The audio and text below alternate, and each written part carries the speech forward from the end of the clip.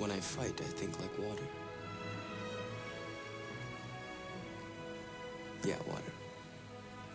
I was in a boat once in Hong Kong, and I put my hand in the water. It was then that I realized that was the key to everything.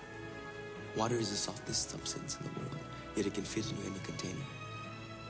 It's formless, so it can take on any form. It seems weak, but it can penetrate rock. When I fight, I become like water.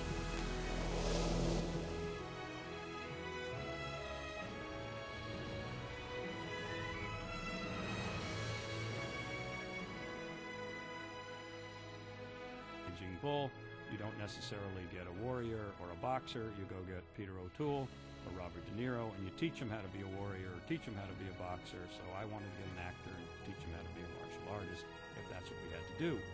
But still, who had the charisma? Who had the charm? Who had the intelligence? Who had the grace? It was a really befuddling dilemma, and I was very depressed about it because I really believed that I would never get to make this movie.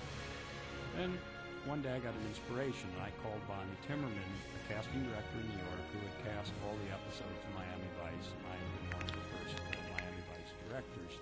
And I said, Bonnie, I want you to read the script and tell me who should play Bruce Lee. And she called me back a few days later and said, this is the toughest role to cast I've ever read.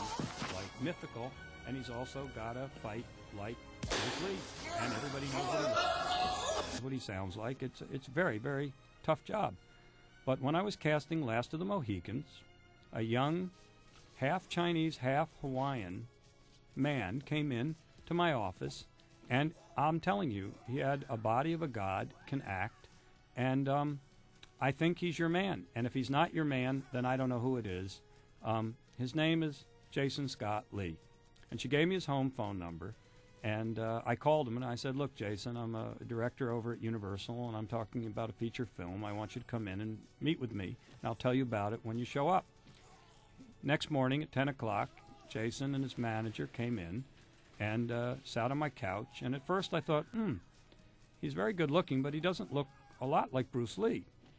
But as I was talking and telling him about the movie and explaining all my hopes and dreams, I noticed that Rafaela was a woman, and Kelly Breidenbach, my associate producer, was a woman, and all the other women in the room weren't looking at me anymore. They were looking at Jason, and that made me understand that I wasn't going to play Bruce Lee, that he was.